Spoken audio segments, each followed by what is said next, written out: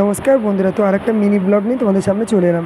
তো এখানে উচ্ছে কুমড়ো আর আলু কেটে নিয়েছি, আর একটু কাতলা মাছের তেল ছিল, ওটা আমি একটু ভাজা ভাজা করবো বলে রেখে দিয়েছি। তো এখানে কাতলা মাছের ঝোলটা আমি বসিয়ে দিয়েছি, দেখতে পাচ্ছ মাছগুলো ভাজা ভাজা। আর আমার ডগির চিকেনটাও ওখানে আমি বসিয়ে দিয়েছি। তো আমার মাছের ঝোলটা হয়ে গেল। পুরো রেসিপিটা তোমাদের সঙ্গে দেখালাম না, কারণ তোমরা তো জানোই সবাই কাতলা মাছের ঝোল কী করে করে।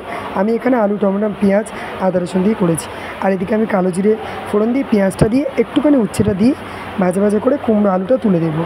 তো এই উচ্ছেটা ছিল, তো কালকে তো আমাদের সোমবার খাবোই না। আর একজন দেখো বালতি ব্যাগে গিয়ে ঢুকে বসে আছে, যেই খাবারের গন্ধ পেলো অমনি দৌড়ে চলে এলো।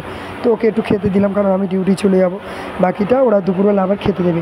তো এখানে একটু চিকেন স্টু আর একটা বিস্কিট দিয়ে ওকে আমি খেতে দিলাম। তো দেখতে পাচ্ছি ওর খাওয়া হয়ে গেছে। আমি এদিকে আর উচ্ছে আর পেঁয়াজটা ভাজা ভাজা হতে কুমড়ো আর আলুটা দিয়ে দিলাম, দিয়ে ভাজা ভাজা করছি।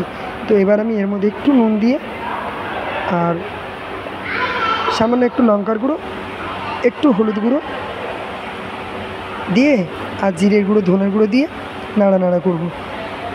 তো নেড়ে চুড়ে আমি একটু জল দিয়ে, তো দেখতে পাচ্ছ আমার এখানে হয়ে গেছে উচ্ছে কুমড়ো আলুর বটি, আর এখানে কাতলা মাছের ঝোল। তো আজকে এই দুটো। তো শুভ সকাল বন্ধুরা, কেমন আছো? আশা করি খুব ভালো আছো। তো আমার রান্নাবান্না সব কমপ্লিট হয়ে গেল।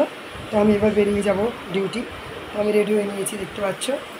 আর দেখো এখানে কী করছি, শোনাই টাটা টাটা। আমি চলে যাবো, তো চলে যাচ্ছি, আমি চলে যাচ্ছি এবার আমি চলে যাবো, চলে যাচ্ছি, এই যে চলে যাচ্ছি আমি, এই যে টাটা টাটা টাটা টাটা। তো বন্ধুরা দেখতেই পাচ্ছ আমি আমার কাজের জায়গায় চলে এসেছি।